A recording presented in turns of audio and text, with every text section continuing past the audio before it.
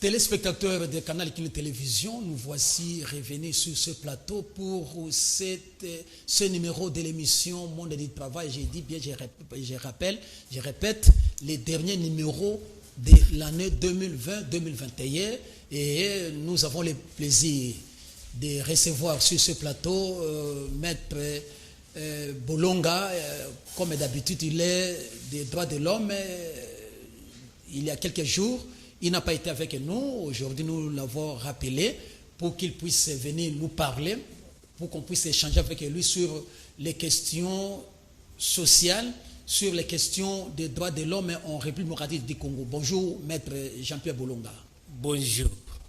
Voilà, nous allons passer directement à cette question, puisque nous tendons pratiquement vers la fin de l'année, c'est la dernière semaine, et en tant qu'acteur des droits de l'homme, acteur de la société civile, et comment pouvez-vous résumer l'année 2020-2021 sur le plan événementiel, une sorte de rétrospection que nous voulons faire durant ces numéros de l'émission Monde du Travail qui s'occupe des questions sociales, questions du travail à travers en République démocratique du Congo et plus à Kinshasa. Merci de la parole. Je commence d'abord par souhaiter les meilleurs vœux à tous les Congolais qui nous suivent de partout. Et puis, nous ne pouvons pas manquer de compatir avec nos frères de l'Est. C'est une situation qui nous préoccupe à tout moment. On ne dort pas.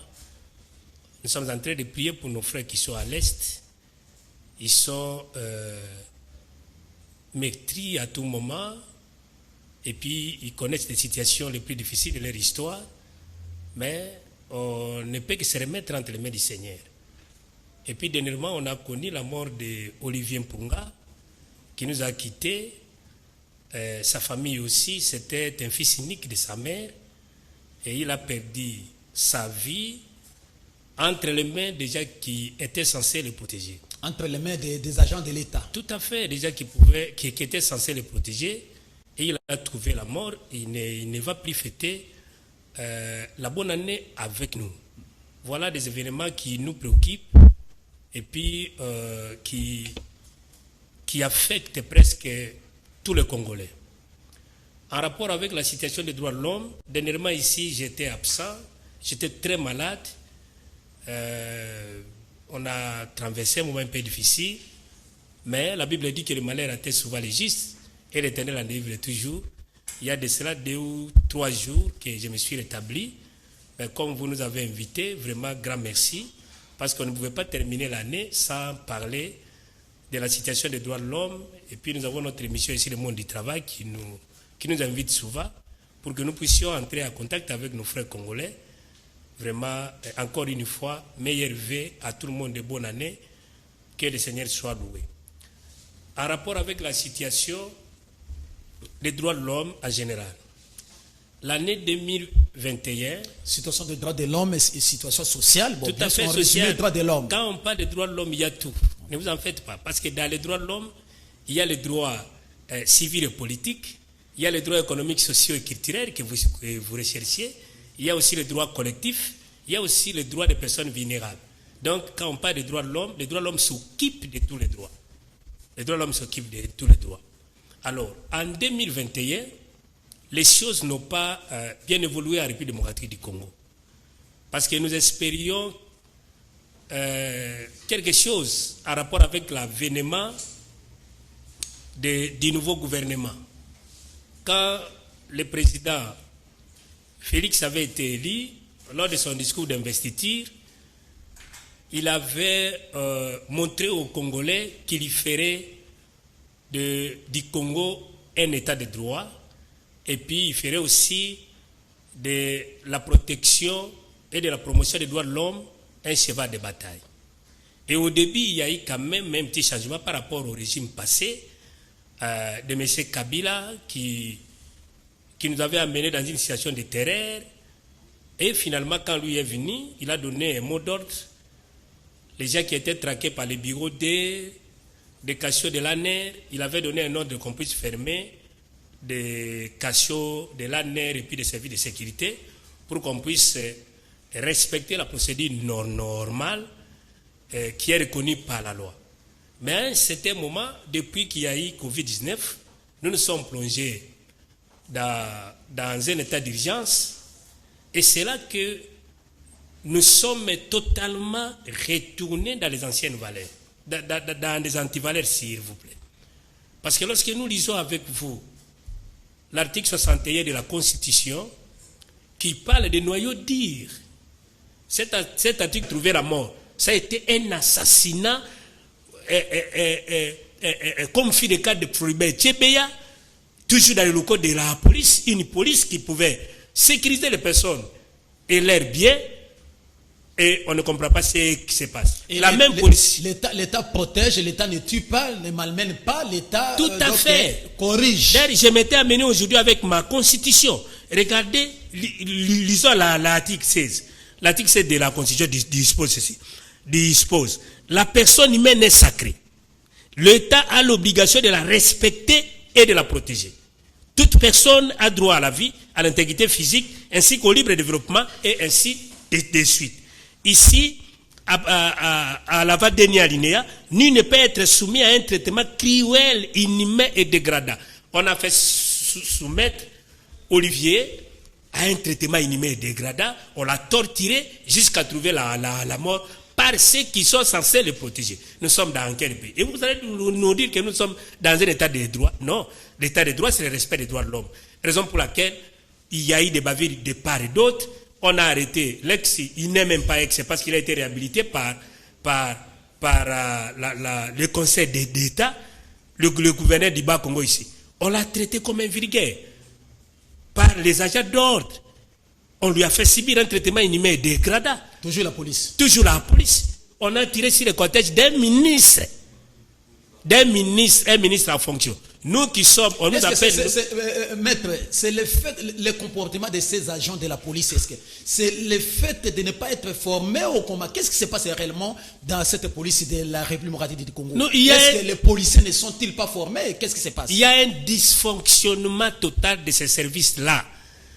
Il y a déjà qu'on a ramassé, on les a fait habiller l'uniforme de la police, qui ne sont même pas formés, qui étaient des colonels, qui étaient des Crézers au Kassa ici, un peu presque partout, et on les a amenés. Les uns étaient des militaires, qui ont changé seulement, qui étaient dans des mouvements armés.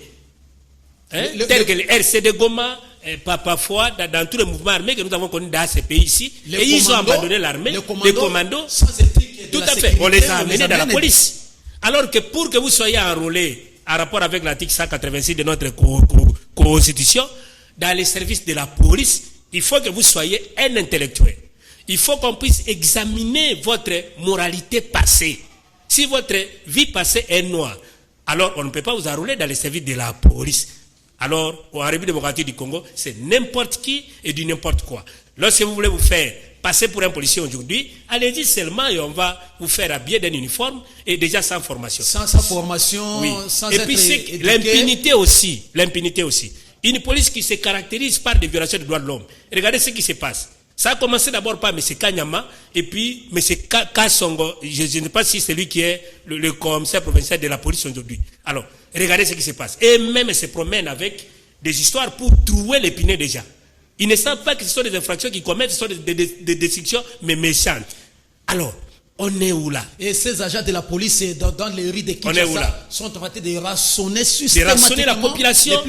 On arrête les gens arbitrairement, on leur fait subir un traitement inhumain et dégradant. Donc le pays est tombé par terre. Voilà tout ce que nous pouvons vous donner comme image en rapport avec la situation des droits de l'homme à la République démocratique du Congo. Et je vous certifie, et je dis haut et fort, que la RDC n'est pas un état de droit. La RDC est un état policier ou un état de police. Et je suis expert en état de droit. Voilà, pour vous, l'année 2020-2021 n'a pas été reluisante. C'est ce que vous avez conclu. Alors, prenons rapidement, puisque nous restons avec quelques minutes, la tournée des chefs de l'État au Grand Kasaï. Comment vous pouvez la résumer et avec quelle retombée? Certes, après cette étape, le chef de l'État va s'engager également à travers d'autres provinces de la République. Les chefs de l'État, en rapport avec l'article 69 de la Constitution, il est le père de la nation. le symbole de l'unité nationale. Il est le père de tout le monde. Il a aussi, en rapport avec l'article 33 de notre constitution, le droit à la liberté de mouvement. Depuis qu'il a été investi comme chef de l'État, il a effectué plus de 100 voyages à l'extérieur du pays. Il n'a jamais visité sa base. Il n'y a qu'un seul élu au Congo qui a une base nationale, c'est le président de la République. Le président de la République n'appartient pas à un groupe de gens. On ne peut pas lui priver aujourd'hui de faire une tournée à l'intérieur du pays et entrer en contact avec ses électeurs. Nous sommes sa base, il est notre papa. Mais ce que nous déplorons, c'est quoi? Le moment n'est pas approprié. Comment ça? Oui. Regardez ce qui se passe à l'Est. Le chef de l'État, à ma place, ne pouvait même pas porter un complet costume comme ça. Regardez ce qui se passe aux États-Unis lorsqu'il y a attentat. Il s'informe bien de quelle manière. Le président des États-Unis d'Amérique en chemise pliée. Mais comment lui, pendant que les gens meurent à l'Est, on voit sous d'autres cieux, lorsqu'il y a seulement 3 personnes, 7 personnes qui meurent, dans les conditions que nos frères sont en train de mourir à l'Est du pays, on décrète un deuil national. Mais depuis qu'il est là au pouvoir, on a tué combien de Congolais à l'Est? Même hier là, il n'a jamais décrété, ordonné à son gouvernement de pouvoir décréter un deuil national. Au contraire, il est dans des fêtes. Lui aime ça. Et dernièrement ici, lorsqu'il y va au Kasaï, c'est son droit le plus légitime. Personne ne peut le condamner. Mais son adresse à nos frères Kasaïens et Kasaïennes là-bas, qu'est-ce qui s'est passé? Il a été critiqué à partir de son adresse. Je ne sais pas s'il est entouré par quel conseiller. Le président national doit savoir, le président de la République doit savoir qu'il est le père de la nation. Il est le garant de la nation. Il est le symbole de l'unité nationale. Il ne peut pas utiliser n'importe quel discours lorsqu'il va au Kasaï. S'adresser à nos frères Kasaïens. Leur dire que vous êtes mon sang. Leur dire que ce ne sont pas les Kasaïens qui ont détruit les Kasaï, ce sont les gens d'autres provinces. Un discours séparatiste. Il nous emmène dans le tribalisme, un discours identitaire qui ne pouvait pas sortir d'un quelconque monsieur qu'on appelle président de la République. Alors qu'il est le père de la nation. Maintenant, quand il va partir du Kasaï, hier il était à Cabinda, partout il va tourner. Quand il va aller à l'Équateur, il leur dira quoi? Les gens de l'Équateur ne sont pas son frère Didissa. Dans la cartographie, vous allez vous rendre compte que les Kasaï ne représentent que 14% de l'électorat en République démocratique du Congo, 600%. En d'autres termes, même si on voterait le président de la République, au Kasaï, il y a 100%, il ne sortirait pas président de la République avec 14%. Il a besoin des autres pays. Son parti politique est en train de souffrir aujourd'hui, aller à l'Équateur, aller ailleurs, IDPS ne se retrouve pas.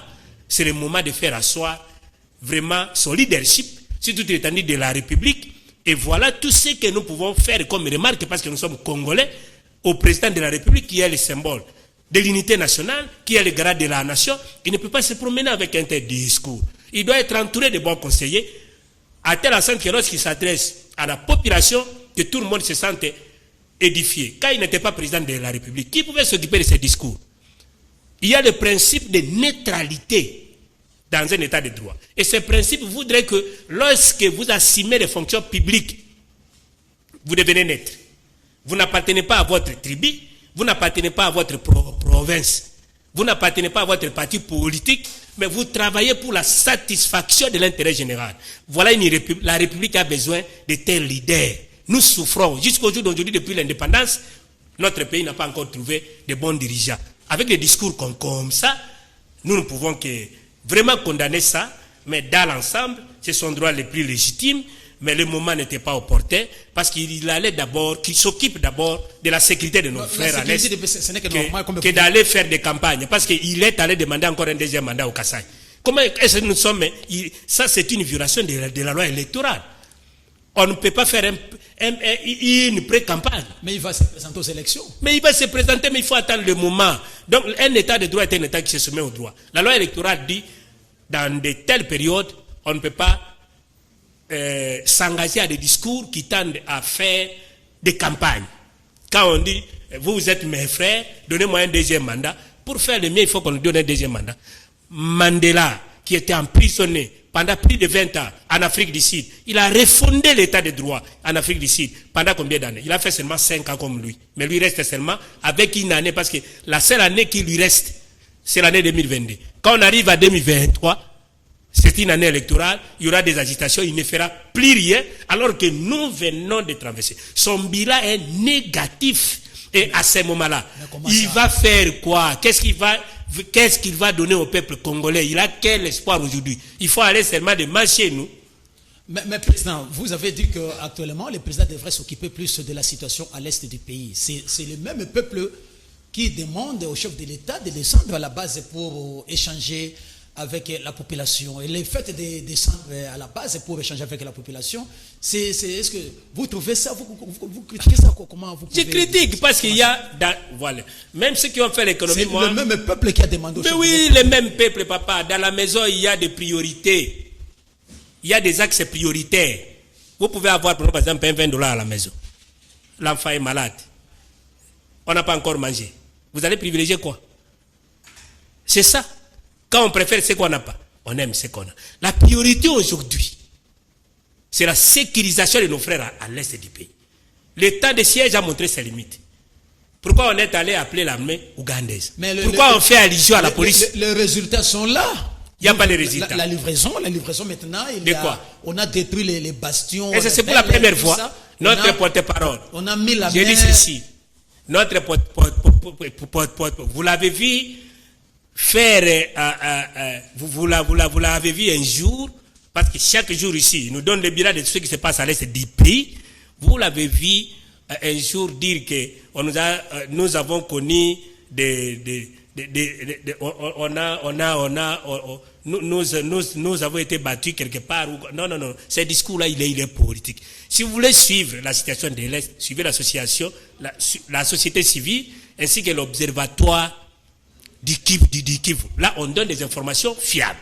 Et je vous dis que même hier, je ne sais pas la nuit d'aujourd'hui parce que je n'ai pas d'informations, les gens continuent à mourir à l'Est du pays. Il y a eu même des officiers qui ont perdu leur vie. Il devait d'abord s'occuper de ça. C'est ça la priorité. Chez nous, en droit, on parle de cas de force majeure. Parce que la vie humaine est sacrée. L'État a l'obligation de la respecter et de la protéger, que de se promener partout et chercher l'électorat alors qu'il est déjà président de la République. Voilà pourquoi j'ai dit que c'est son droit le plus légitime, mais le moment n'est pas opportun, parce que le pays est dans un état chaotique aujourd'hui, en rapport avec ce qui se passe à l'est du pays. Il n'y a pas seulement l'est du pays, même à Kinshasa, partout ailleurs, il y a l'insécurité qui bat son record. Le président allait vraiment faire des efforts pour que les Congolais se sentent sécurisés, parce que tout le monde a droit à la paix, tout le monde a droit à la sécurité. Voilà, passons à la dernière question, puisque c'est par là que nous allons nous arrêter pour ces numéros. Les bilans de la gouvernance du Premier ministre Sama Lukonde, il a pris le pouvoir il y a quelques mois. Comment allez-vous apprécier sa gestion au sommet de l'État? Le bilan de M. Sama Lukonde, que les gens ne puissent pas nous traiter de négationnistes, mais nous sommes en train de défendre certaines valeurs. Comment on évalue un bilan? On évalue un bilan sur base du projet du gouvernement. Ne soyons pas des fanatiques aujourd'hui. Parce que j'ai vu le plateau de télévision inondé par nos jeunes communicateurs des lits de pêche, un peu presque partout, qui veulent faire voir aux gens que le bilan du gouvernement Sam Lukonde est largement positif. Ça c'est du sophisme. Je dis bien. Vous avez vu les budgets. Le budget, il est là. Écoutez, quand Sam Lukonde a été investi, son budget était détaillé à travers 5. Il a parlé de 15 piliers, en 62 axes, 343 actions que son gouvernement avait compté de mener de 2021 jusqu'à 2023. Les 15 piliers sont repris en 4 grands secteurs d'activité. Lesquels? Le premier secteur, c'était le secteur politique et sécurité. Vous allez tirer les conséquences. Deuxième secteur, c'était le secteur économie et finances. Vous allez tirer les conséquences.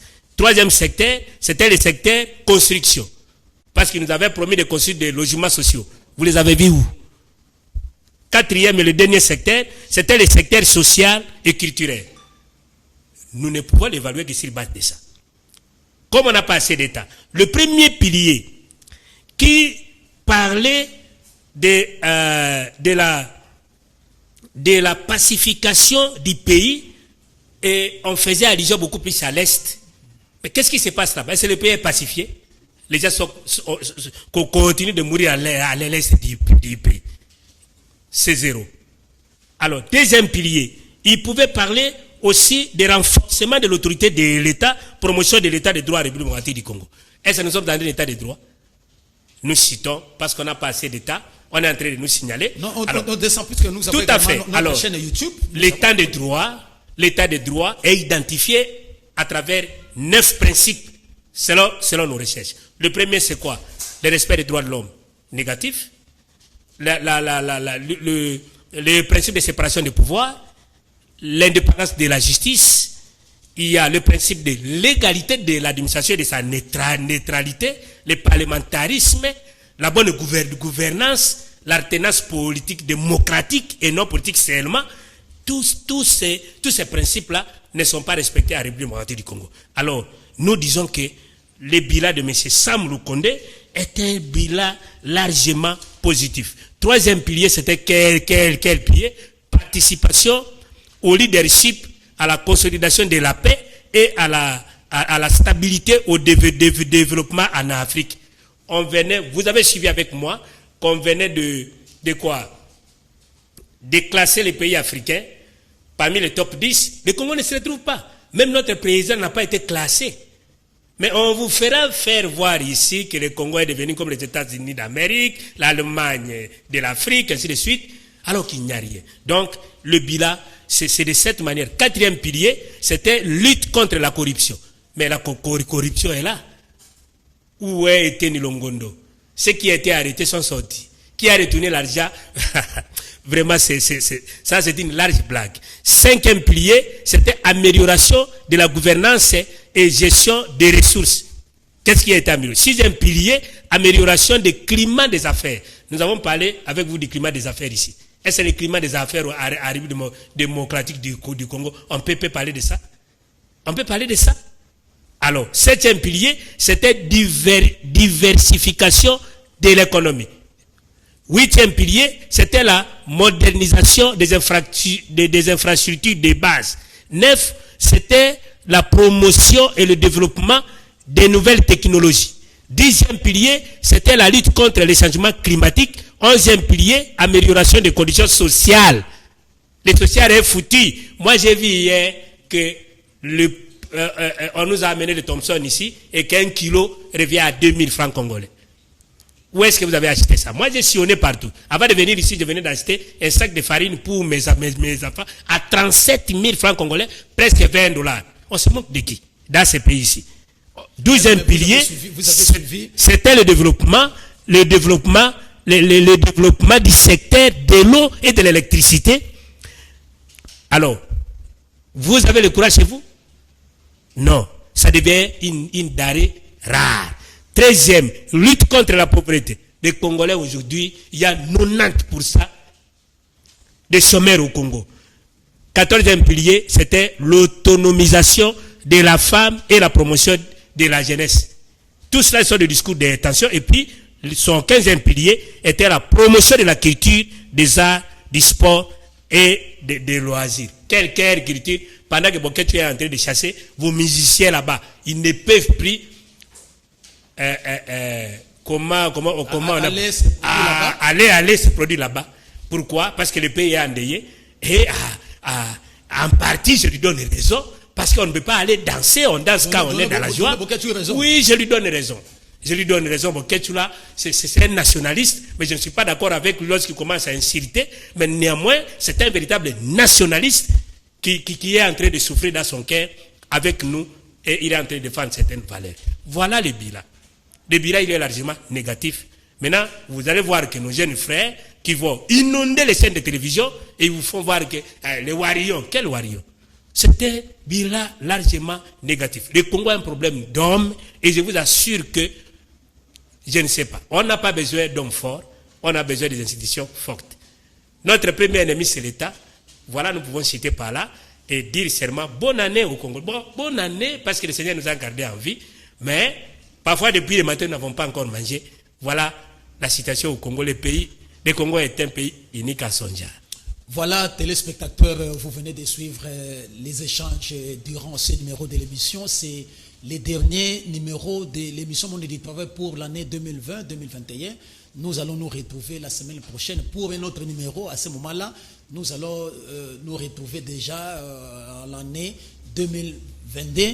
En tout cas, merci beaucoup, maître président de l'organisation Horizon pour l'Humanité qui s'occupe des droits de l'homme en RDC. Merci d'être venu. Vous êtes là. Nous allons nous retrouver peut-être la semaine prochaine.